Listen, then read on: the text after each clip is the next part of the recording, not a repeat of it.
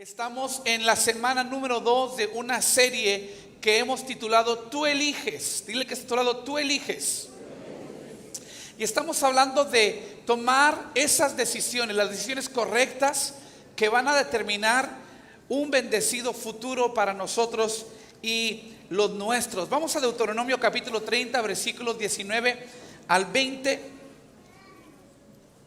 Nuestro punto de partida es este pasaje donde Dios está hablando con su pueblo y les dice lo siguiente: hoy te he dado a elegir entre la vida y la muerte, entre bendiciones y maldiciones. Ahora pongo al cielo y a la tierra como testigos de la decisión que tomes. Ay, si eligieras la vida para que tú y tus descendientes puedan vivir. Puedes elegir esa opción al amar, al obedecer, al comprometerte firmemente con el Señor tu Dios. Esa es la clave para tu vida. Y si amas y obedeces al Señor, vivirás por muchos años en la tierra que el Señor juró dar a tus antepasados Abraham, Isaac y Jacob. Podemos ver cómo el favor del Señor muchas veces es condicional. Él dice: está en ti elegir entre la vida y la muerte, entre bendiciones o maldiciones. En otras palabras, Dios tiene un plan para nosotros, pero eso no quiere decir que cada detalle y cada decisión de nuestras vidas ya están determinadas. No, Dios nos da la libertad. Alguien diga conmigo: libertad.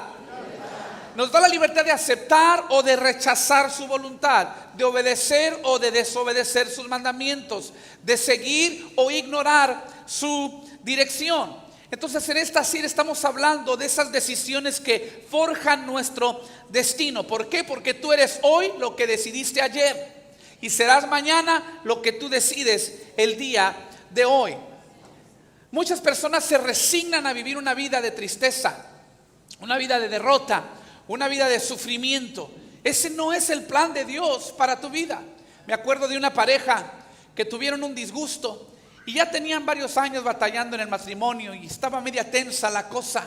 Entonces la mujer se hartó y después de esa explosión, ese disgusto, le grita a su marido y le dice: ¿sabes qué? Ya lárgate de esta casa, ya vete. Y el hombre no lo pensó dos veces, empacó su maleta y empezó a salir. Ya la mujer le dio coraje, o sea, ella le dijo lárgate, pero le dio coraje que se largara tan pronto. Entonces el tipo va saliendo con su maleta y ella se le queda viendo con cara de amargura y le dice: ¿sabes qué? Te deseo una muerte sutil, lenta y miserable. Y el hombre le responde: pues no querías que me fuera, ahora me dices que me quede. Decídete, dice, ¿cuál quieres? Si no la pescó al rato le cae la revelación. Las parejas no tienen que resignarse a un futuro miserable. Se cuenta la historia de un niño que estaba sentado sobre una banquita en una plaza y visiblemente se notaba que estaba en un profundo dolor. Un hombre que pasaba por allí le dice: mi hijo, ¿estás bien? Dijo: no, dices que estoy sentado arriba de un escorpión. Y le dice el hombre: pues levántate. Dice: no, no me levanto porque seguro le duele más a él que lo que me duele a mí. Y hay gente que no está dispuesta a soltar el dolor en sus vidas, aunque esto signifique abrirles paso a un futuro mejor. El día de hoy, en esta serie Tú eliges, te voy a hablar. La semana pasada hablamos de elegir al guía correcto, que es el Espíritu Santo. El día de hoy te voy a hablar de elegir el camino correcto para tu futuro, y ese es el perdón. Elige avanzar. Dile que a tu lado: elige avanzar. Dile: si algo te ha mordido en el trasero, es tiempo de levantarte, de soltarlo y de avanzar. Amén. Y la única manera de avanzar en tu vida es soltando el pasado, perdonando el dolor del pasado. Hay una razón por qué tu parabrisas es mucho más grande que tu retrovisor, porque donde Dios te quiere llevar es mucho más grande de donde saliste. Es tiempo de dejar de poner tanta atención a lo que ya pasó para enfocarte y abrazar lo que Dios tiene preparado para ti. En el Antiguo Testamento hay una historia muy impactante de un joven llamado José el soñador. Les voy a dar el resumen de esta historia porque habla del poder del perdón. José era un joven que tenía grandes sueños, grandes metas, pero es notable que vino de una casa, de un hogar muy disfuncional. Su papá Jacob era un hombre muy conocido por ser mentiroso y engañador. Jacob, el papá de José, tenía esposas múltiples y todas se peleaban entre sí, se celaban. Cuando la hermana de José, una muchacha llamada Dina, en una ocasión fue violada por un hombre en un pueblo, el papá Jacob no hizo nada. Y entonces los medios hermanos de José tomaron el asunto en sus propias manos y fueron a ese pueblo y conspiraron vengarse contra el agresor. Y para no fallarle, para no errarle, miren lo que hicieron: asesinaron a todos los hombres varones de aquella ciudad. La venganza los llevó a asesinar a muchos hombres. ¿Cuántos hogares quedaron sin papá? ¿Cuántos niños sin papá? ¿Cuántas mujeres enviudaron por la venganza de los hermanos de José? Esta era la familia de donde José venía. Jacob, el papá de José, tenía un mal hábito de jugar a los favoritos en su vida. Lo hizo con sus esposas, lo hizo con sus hijos. Tenía a su esposa favorita y luego a su esposa favorita. En la vejez de Jacob le nació a José y José vino a ser el hijo favorito, y esto causó rencor y envidia entre el resto de los hermanos. Entonces, cuando muere la esposa favorita de Jacob, Rubén, uno de los mayores, tiene relaciones con otra de las esposas de su propio padre. Y esto lo hizo probablemente para asegurar que ahora su madre fuera la favorita de su padre. O sea, yo sé que esto parece como algo que salió del programa de la señorita Laura, pero es la verdad. O sea, era una familia muy disfuncional, ¿sí? Ya la oigo, que pasen los descarriados, ¿sí?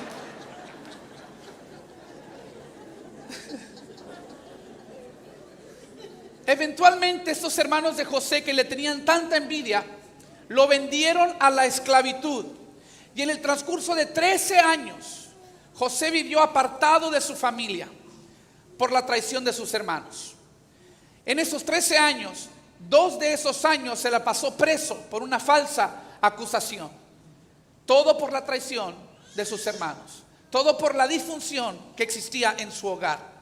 ¿Por qué te menciono ese número de 13 años? Porque José tuvo 13 años para pensar en cómo vengarse. 13 años para que creciera dentro de sí el remordimiento, el rencor, la amargura. Pero sorprendentemente, cuando la historia llega a su clímax, dice la Biblia que José llegó a ser un hombre de los más ricos del mundo, gobernador de Egipto, y un día sus hermanos entran a su palacio y en ese momento José los tiene a su merced. Él podía torturarlos, encarcelarlos, él podía matarlos, pero sorpresivamente la Biblia dice que José les dice: no les voy a hacer nada porque fue Dios que me envió por delante de ustedes para preservarles la vida. En otras palabras, José entendió temprano, después de la traición, que Dios estaba utilizando la maldición de sus hermanos para hacer una bendición para él. Pero esto significaba que José tendría que soltar el rencor, soltar la herida, soltar perdón para poder abrazar todo el glorioso futuro que Dios había preparado para él. Hay un refrán que se repite en esos capítulos 37 al 45 de Génesis, que nos relata la historia de José. Dice: y Dios estaba con José. Pudiera decir, el resentimiento estaba con José, la amargura estaba con José, la ira, el enojo estaba con José. No, dice: Dios estaba con José, porque José entendía que a los que somos llamados conforme a los propósitos de Dios y le amamos, todas las cosas nos ayudan para bien. Entonces el enemigo a veces usa el rencor, la falta del perdón para perjudicar el futuro que Dios ha predestinado para tu vida. La venganza se hubiera sentido muy rico para José en aquel momento, pero él no pudo dejar pasar la oportunidad de cambiar el destino de su familia y eligió el perdón. Y trajo a sus hermanos y a sus familias y al papá, y les dio la tierra de Gosén, una tierra fructífera en Egipto, y allí permanecieron y allí se volvieron a unir. Es importante reconocer el poder del perdón. Mi intento o mi intención en esta tarde no es minimizar el dolor que algunos de ustedes han atravesado al ser ofendidos, al ser dolidos por otras personas. No pretendo entender cada uno de sus casos ni entender su dolor, ya sea que quizás alguien asesinó a un ser querido tuyo, o quizás estamos hablando de algún abuso o de algún abandono o alguna infidelidad marital, o quizás estamos hablando de alguna injusticia.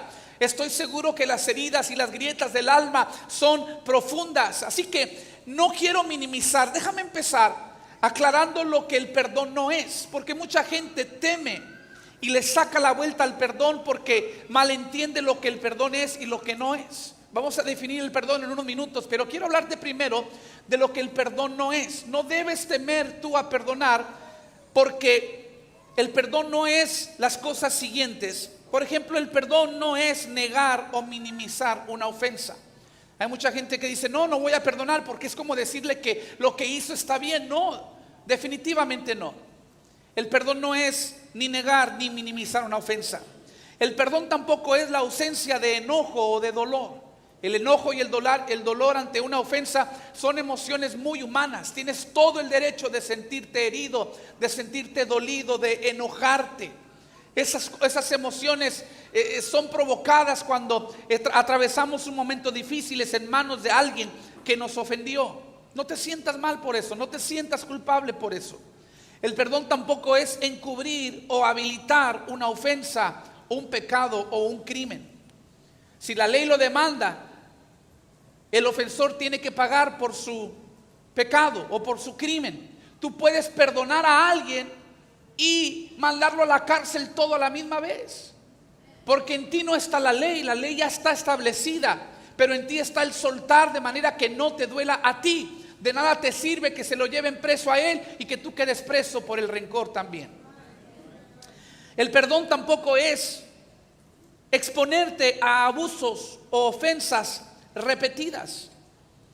No quiere decir que te tienes que seguir abriendo para que te sigan haciendo lo mismo vez tras vez. El perdón tampoco es olvidar. No somos computadoras, no tenemos un botón de borrar o de delete. Quizás lo vas a recordar, pero sí requiere que no vuelvas o que no sigas mencionando el tema negativamente. Cuando tú puedes recordar lo que te pasó como un punto de referencia a cambio de un punto de dolor, es que ya estás soltando perdón. El perdón tampoco es reconciliación necesariamente. No siempre significa que te vas a reconciliar. Romanos 12, versículo 18 dice, si es posible y en cuanto dependa de ustedes, vivan en paz con todos. El perdón tampoco es una confianza incondicional. La Biblia nos ordena a perdonar. Este es un mandato de parte de Jesús, pero nunca nos manda a confiar, porque sería injusto de parte de Dios pedirnos confiar en una persona que no se ha ganado nuestra confianza. Dios te pide perdonar porque eso lo puedes hacer tú como individuo, pero la confianza se crea entre dos personas o más. Entonces no necesariamente quiere decir que vas a confiar. Ahora, ¿qué es el perdón? En su sentido más simple, el perdón es cancelar una deuda. Diga conmigo, cancelar una deuda. Y yo quisiera tener el tiempo para darles una descripción detallada de un retrato, cómo se ve el perdón bíblico. Pero voy a poner acá arriba lo que significa el perdón bíblico con referencias bíblicas. No tengo tiempo. Yo les recomiendo que ustedes tomen foto quizás de esta imagen y que en su tiempo lo estudien. Pero así se ve el perdón de acuerdo a la Biblia. Cuando resistes la venganza, tienes que resistir a la venganza, tienes que decidir no pagar mal por mal, tienes que desear el bien de tus enemigos, cuando puedes desearles bien a los que te han dañado, cuando lamentas las angustias de tus enemigos, cuando puedes orar por su bienestar. También es buscar reconciliarse cuando es posible y ayudar en su tiempo de necesidad. Esta lista te sirve como una buena prueba. Quizás tú estás aquí esta tarde y dices, yo no sé si ya perdoné o no perdoné, si ya solté o no solté. Esta es una buena prueba. ¿Puedo yo orar por mis enemigos? ¿Puedo yo ayudarles? ¿Sería yo capaz de ayudarles en su momento de necesidad? Todavía cuando los veo, mi primer pensamiento es lo que me hicieron y cómo me voy a vengar. Si la respuesta es sí, entonces es una buena indicación de que no has perdonado.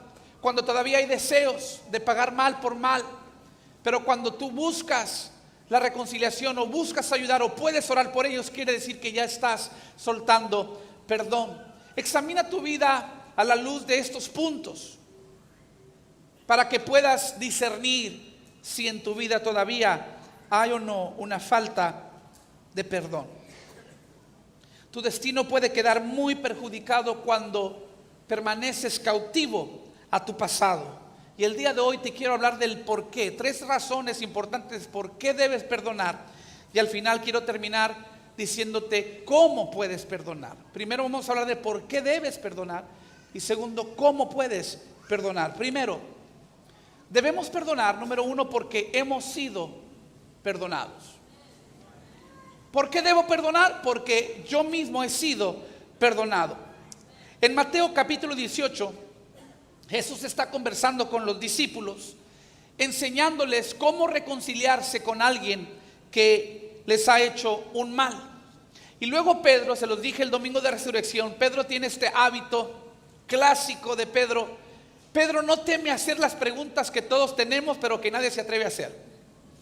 Y Pedro, dice Mateo 18:21, vino y le preguntó, Señor, ¿cuántas veces debo perdonar a alguien que peca contra mí? Y luego le avienta un número, 7 veces. Y mire, esto es significativo porque la tradición judía decía que tú podías o debías perdonar hasta 3 veces a un ofensor. Entonces Pedro, cuando avienta el número 7, hasta se cree como que está siendo demasiado generoso.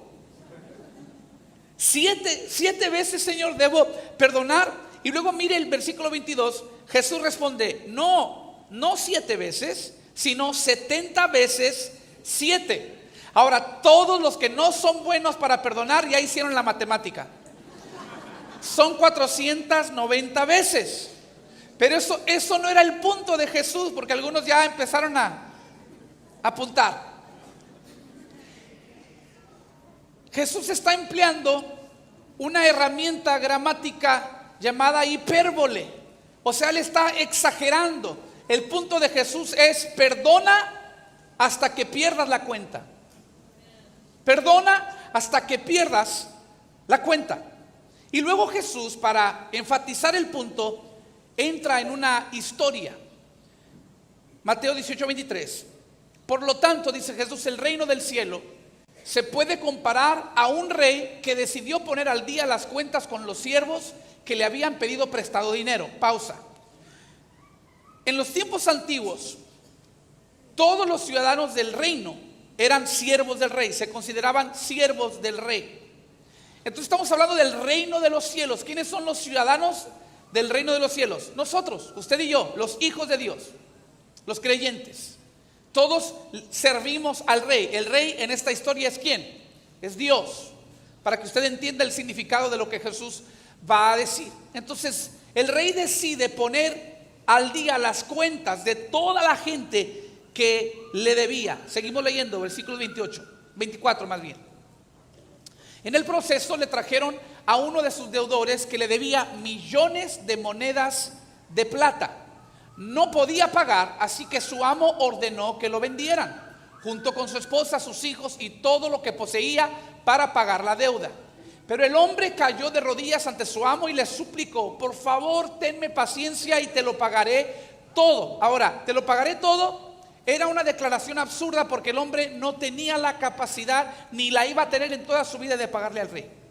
Entonces el amo sintió mucha lástima por él y lo liberó y le perdonó la deuda. Pero cuando el hombre salió de la presencia del rey, fue a buscar a un compañero, también siervo, que le debía unos pocos miles de monedas de plata. Ok, pausa, no hemos perdido el hilo, ¿verdad?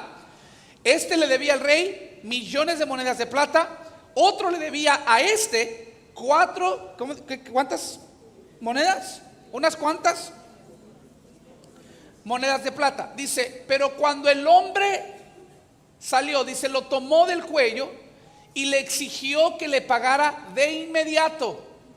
El compañero cayó de rodillas ante él y le rogó que le diera un poco más de tiempo. Ten paciencia conmigo y yo te pagaré, le suplicó. ¿Qué creen ustedes que pasó después de allí? ¿Ustedes creen que lo perdonó como él fue perdonado? Miren lo que pasó. Pero el acreedor no estaba dispuesto a esperar. Hizo arrestar al hombre y lo puso en prisión hasta que pagara toda la deuda. Algunas estimaciones modernas ponen la deuda del primer siervo en aproximadamente 14.5 billones de dólares y la deuda del segundo siervo en $4,000. O sea, 14.5 billones debía el que fue perdonado y no fue capaz de perdonar $4,000. Repito, el rey representa a Dios y el primer deudor nos representa a nosotros. Era absurdo que él dijera te lo voy a pagar, porque es como decirle nosotros a Dios, Padre, te voy a pagar por todo lo malo que he hecho, por todos los pecados. No, es imposible. Jesús tuvo que pagar la deuda por nosotros porque nosotros éramos incapaces. Entonces, Dios nos perdona nuestra deuda, como perdonó el amo o el rey a este siervo, más bien 14.5 billones de dólares. Pero después este no pudo perdonar a su compañero $4,000. En la historia, las ofensas representan, o la deuda representa nuestras ofensas contra Dios. Las ofensas que Dios nos ha perdonado a nosotros no se comparan con las ofensas que otros nos han hecho a nosotros. Y tenemos que perdonar porque fuimos perdonados. Si al leer usted que el amo encarceló a su compañero y a usted esto le despertó un sentimiento de injusticia y usted se molestó, ese era el punto que Jesús quería hacer. ¿Por qué te molesta? Porque ¿cómo vas a pagar de esa manera cuando tú mismo has sido perdonado? En otra ocasión Jesús dijo en Mateo 6, 14 y 15, si perdonas a los que pecan contra ti, tu Padre Celestial te perdonará a ti. Pero si te niegas a perdonar a los demás, tu Padre no perdonará tus pecados. Algunos versículos antes de esa declaración, como parte de la oración modelo, el Padre Nuestro, Jesús dijo, y perdónanos nuestros pecados como nosotros perdonamos a los que nos ofenden. Para mí esa frase es una de las más peligrosas de toda la Escritura, porque le estoy pidiendo a Dios que me perdone como yo perdono a otros. Mi pregunta para ti en esta tarde es, ¿qué tan bueno eres para perdonar? Porque la respuesta a esa pregunta va a determinar cómo es que Dios te perdona a ti. Debo perdonar porque he sido perdonado. Número 2, debo perdonar porque la falta de perdón destruye a aquellos que están a mi alrededor. Destruye a otros. Mire lo que dice la historia, una historia hipotética pero de Jesús, ilustrando el punto, Mateo 18:31. Cuando algunos de los otros siervos vieron eso, se disgustaron mucho y fueron ante el rey y le contaron todo lo que había sucedido. Cuando el primer deudor hizo o no tuvo misericordia con su compañero, ¿cómo respondieron los demás? Dice que se molestaron, se disgustaron mucho, al punto que tenían que hacer algo al respecto. En otras palabras, el siervo despiadado había perdido el respeto de sus amigos. Sabes que cuando tú rehusas perdonar, suceden dos cosas. Primero, te vuelves en un mal ejemplo, das mal testimonio. Y segundo, infectas al cuerpo de Cristo con la falta de perdón. Recuerde que estamos hablando de un reino, el reino de Dios. Entonces los compañeros del amo que rehusó perdonar tuvieron que ir con el rey para de alguna manera encargarse de esta infección que había invadido el reino, la falta de perdón de este amo. Y cuando en el reino de Dios no tenemos la salud porque no hemos perdonado, esto nos roba la habilidad y el enfoque que debiéramos prestar a almas perdidas. No podemos enfocarnos en ellas porque tenemos que primero enfocarnos en el mal que existe dentro de la misma casa, dentro de la misma familia de Dios. Y la otra cosa que sucede es que te vuelves un mal ejemplo. Cuando tú rehusas perdonar y brota el resentimiento, el rencor, la amargura, ¿qué crees? Esto se va a reflejar en tu vida diaria y en tus relaciones con los demás. Dicen que la gente herida hiere, ¿sí o no? La gente amargada amarga. Entonces la gente que no perdona se vuelve gente inatractiva. La gente te empieza a sacar la vuelta.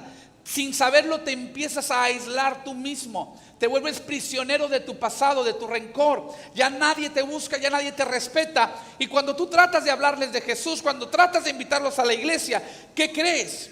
Ellos van a decir: yo no quiero nada que ver con tu iglesia, nada que ver con tu Dios, porque mira cómo eres tú.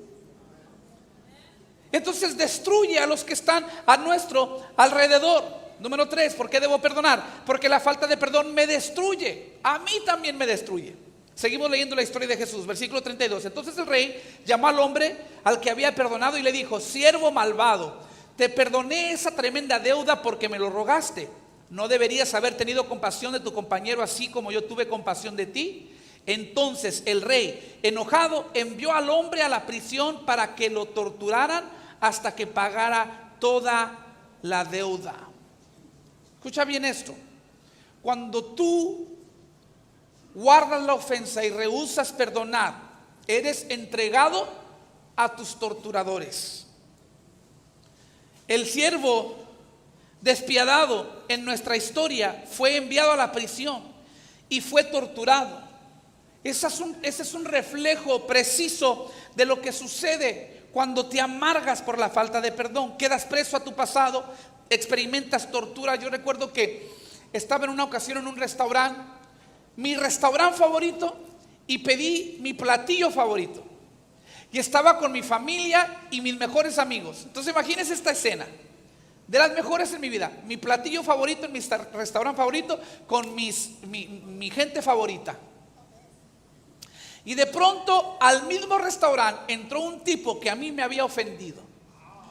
Y en el momento que él entró y que yo lo vi, de estar sonriendo y de estar alegre y disfrutando el platillo, de pronto se me revolvió el estómago, se me quitó el apetito, me cohibí. Mi esposa me notó y me dijo: ¿qué tienes? Y ese fue un momento que yo necesitaba para que Dios me liberara, porque en ese momento yo pude captar eso. ¿Cómo es que de un momento a otro cambió la atmósfera en mi vida?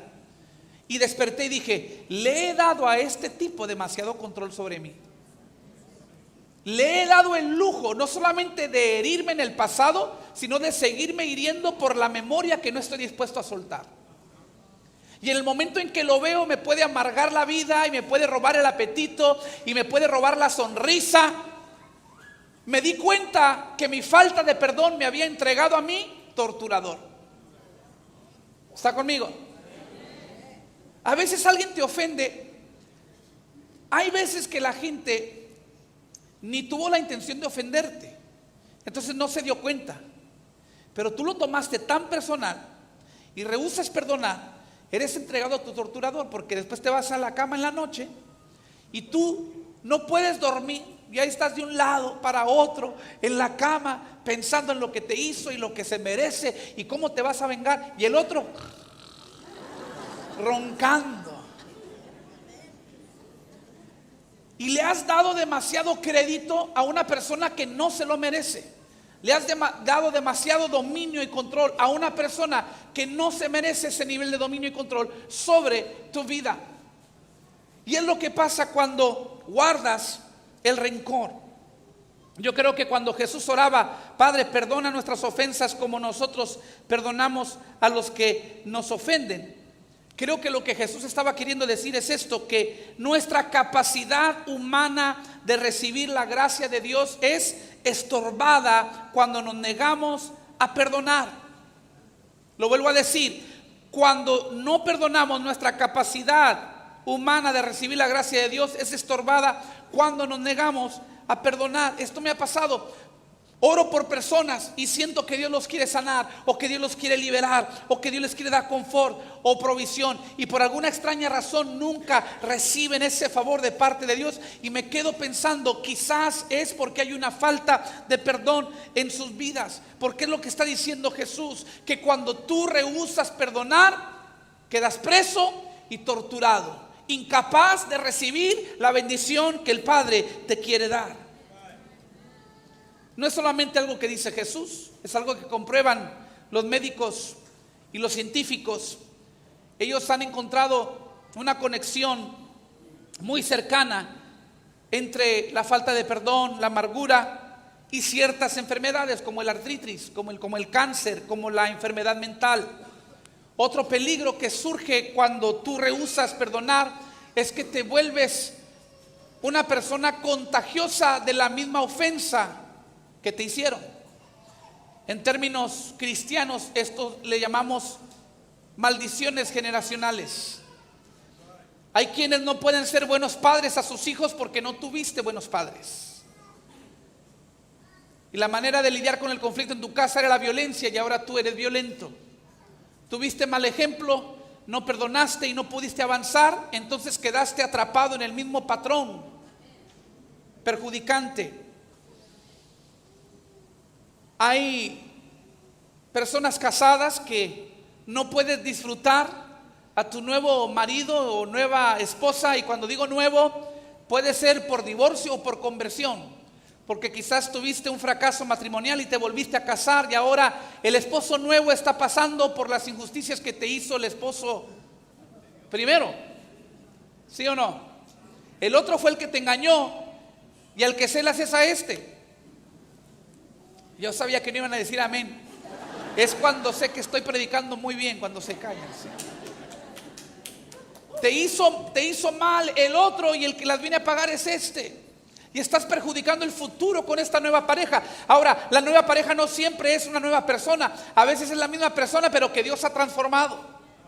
Y a lo mejor tu esposo era, no sé, era malo. A lo mejor no solamente hay esposos malos, también hay esposas malas. Quizás ella era mala. Quizás ella te golpeaba a ti.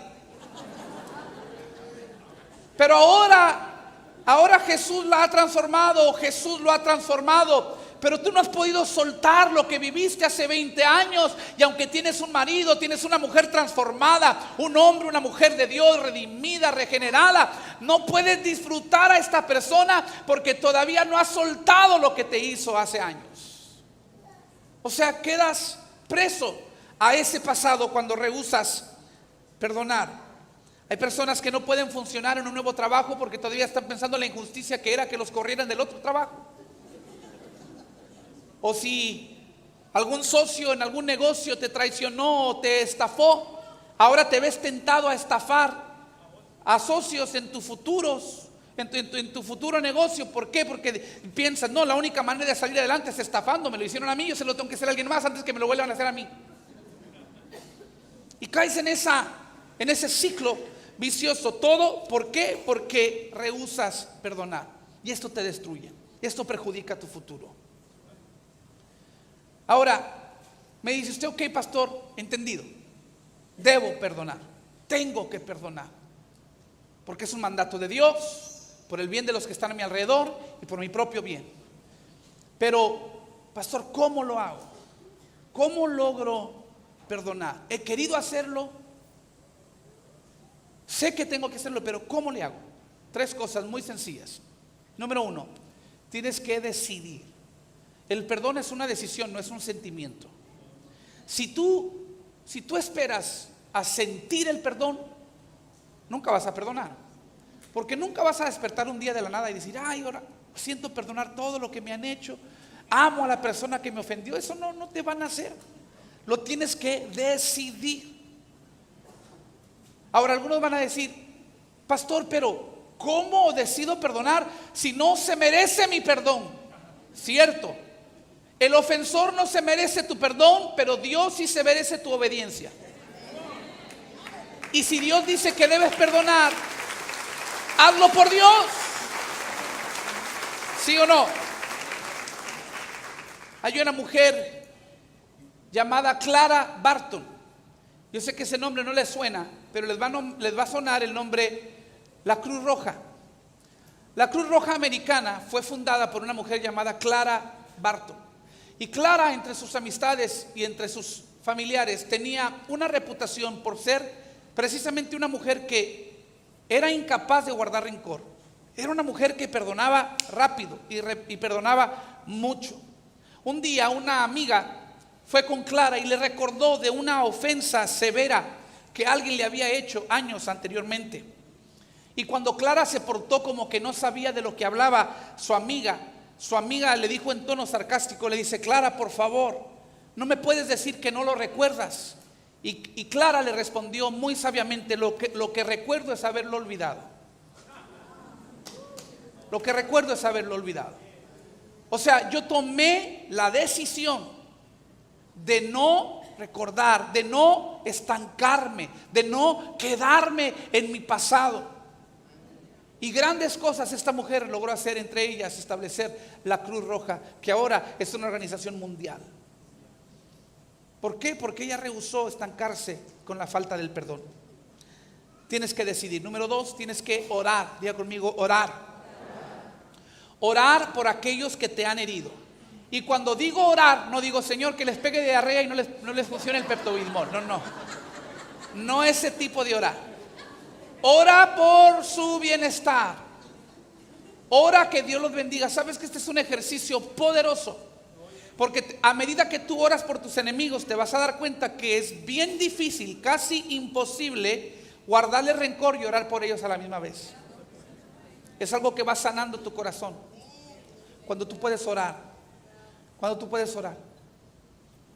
Pero ¿cómo voy a orar por ellos? Hazlo. No tienes ni que sentir bonito cuando lo haces. A veces tienes que fingirlo hasta lograrlo.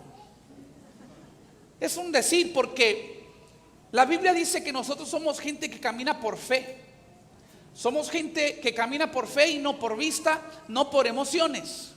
Vivimos en una sociedad que se deja llevar por lo que ve y por lo que siente. Pero nosotros, en lugar de seguir nuestros sentimientos nos siguen a nosotros. Y la manera de despertar emociones correctas es tomando acciones correctas.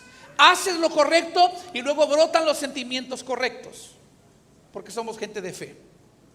Número 3, tienes que depender. ¿De quién?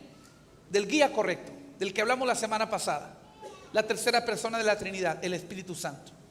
No vas a poder perdonar sin la ayuda del Espíritu Santo. Es demasiado difícil hacerlo tú solo. Pero si estás dispuesto, Dios te va a equipar. En Juan capítulo 20, versículos 22 al 23, cierro. Dice la Biblia que Jesús sopló el Espíritu Santo sobre sus discípulos. Y si lo lees en contexto, sus siguientes palabras tenían que ver con el perdón. Cómo perdonar a los demás. Era Jesús diciendo: te voy a decir cómo, pero no lo vas a poder lograr sin la ayuda del Espíritu Santo. Déjame te digo esto: perdonar no es señal de debilidad. Después de que yo aprendí a perdonar, ahora lo hago mucho y lo hago pronto. Me topé a una pareja anciana, de esas parejas que todavía se ven bien enamorados, todavía se toman de las manos, 80 y tantos años los dos, se toman de la mano, se muestran mucho afecto. Él le abre la puerta a ella cuando se va a subir al coche.